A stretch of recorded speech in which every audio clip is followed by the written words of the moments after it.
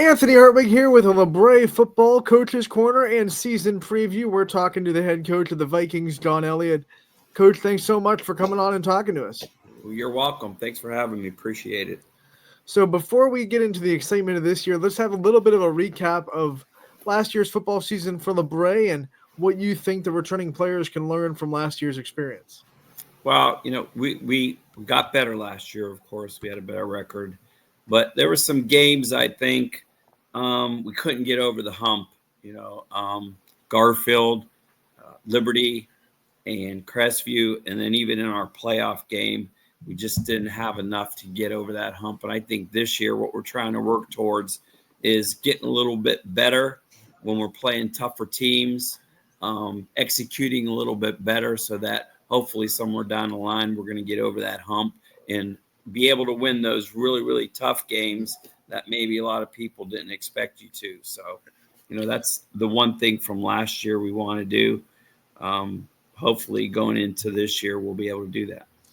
When you talk about this year, you're returning a really good core of guys. Talk about the leadership you've seen so far and the guys that you're going to really depend on to be leaders of this team.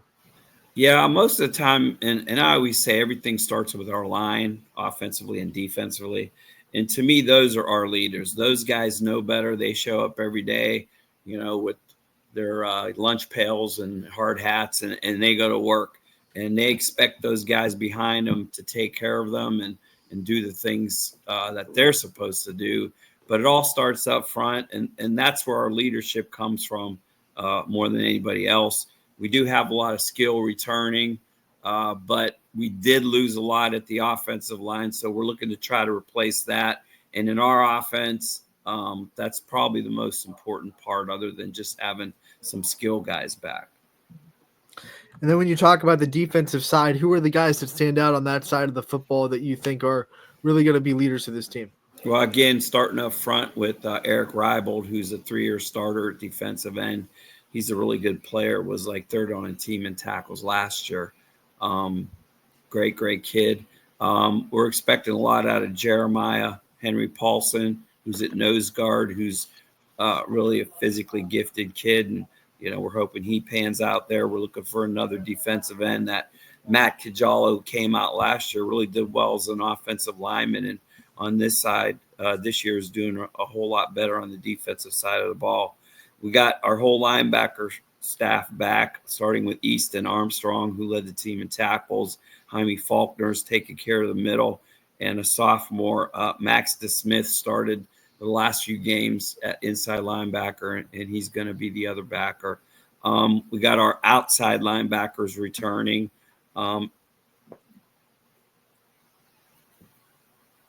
Zach Bartholomew is returning again, and Gabe Lofton played last year, but he unfortunately was injured, and every time he came back, he got injured. So he really didn't get to play. He's really talented. And then, of course, our secondary is all coming back to Dylan Bates going to play free safety. Zach Freeman's going to play corner. Demarie Jackson's going to play the other corner. And Eli Harper came back to Labrae this year, so he'll be back there as well. So our defense is probably looking really good right now. I think this might be the fastest that we've been on defense since I've been here. So I'm excited to see what we can do there. When we dive into the schedule that these kids are going to have to go up against, we'll start with the conference, the MVAC. Never easy. A lot of good, well-coached teams in this MVAC grade tier. Talk about the conference, you see it, and what your expectations are for Labrae in it this year. Well, there's no doubt that our conference, to me, is probably football is where that conference is really good. I mean, even the middle of the pack teams are really, really good. And the top tier teams, they're 9-1, 10-0, 8-2 every year going to the playoffs. So it's a tough league, and you got to be your best every week. Even the teams, that don't always win games, you got to play. Can't show up and think you're going to win just because. So it's a tough league. I think, in the end, Garfield and Crestview are teams that right now are at the top. I think Liberty's skill, and they got a new coaching staff that's going to do well. That's going to boost them. I know Champion's got a new coach who's getting better. Brookfield's always a tough team. They just, didn't do well last year, but they got a good coaching staff. It's tough. So we're going to have to play basically almost close to perfect football every week, minimize any mistakes, and make sure we're executing at a high level. So that will give us a chance. Hopefully, if we got to be close in the fourth quarter to pull something out, then execution is where it's going to be. And then when we talk about the games that pop up outside of the MVAC that are there for getting you guys ready for a hopeful playoff run, and also that those computer numbers that are so important, who are those teams that pop up in the first couple of weeks outside of the league? Well, first one's going to be Pie Valley. We play them week 2, and they've got a history the last few years of having a really great teams, making the playoffs and winning some playoff games. So that's going to be a real test for us, probably tell us how good we're going to be or not. So that's the biggest one. Then, Lowville's had a great run the last 5 years. I know they got a new coaching staff, and I don't know much about what's going on there now. We scrimmaged them the last 3 years. So, but you can't underestimate anybody. They're going to be good. Then we open up with Cardinal, and there's usually some tough kids there. I mean, last year we were winning by 3 points at halftime before we pulled away. So, we play just about everybody's pretty good in some way. It's just a matter of staying healthy and executing when you need to execute on both sides of the ball, and doing the things you got to do, and hopefully making some plays. And then we will always want to be there in the fourth quarter with a chance to win. And hopefully down the road, those are things that we'll get to accomplish and be better than 7-3 this year. Coach, let's also take the time to talk about your coaching staff, because we know that you don't do it by yourself. You're getting the interviews and kind of the limelight a little bit today, but you have a great team behind you. Talk about the staff you have with you and the people that are integral to making this program what it is. Yeah, I really got a good staff. They've been with me now. This is 2 years we've had the same staff, and most of them have been here since I started. Greg Barnhart, I got to mention first, who lucky enough to get him 3 years ago, is very knowledgeable in the game of football and line play. He knows the offense that we run, and we do a lot of talking back and forth and figuring things out, and he does a great job with our line and bringing them along and getting them to play at a high level so our offense can operate. So I'm lucky to have him there. Next is Chris Drake, who's his kids went to Labrae and played here, and he's coaches everything here. So he's just a great older guy, old school to have around. He's our DB and wide receivers coach, and he does some great things with the kids too, helps with discipline and all that. Eric Elmore is our defensive coordinator.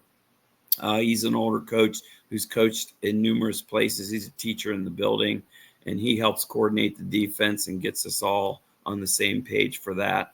Austin Higley is a Labrae kid who has been here in the beginning, and he's a young guy who's just growing every year as a coach, and he himself listens and wants to learn and gets better. Our kids respect him, and he does a great job.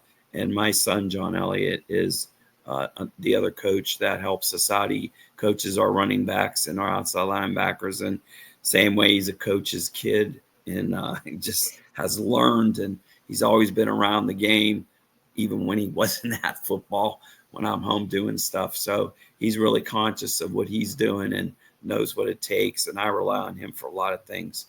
So, yeah, we have a great staff, and they do a great job of keeping the kids all engaged and teaching them the fundamentals, getting them to do things we need to do on both offense and defense so that we can be successful. Coach, my last question for you. You have a couple of weeks of scrimmages and practices before you get out there in week 1.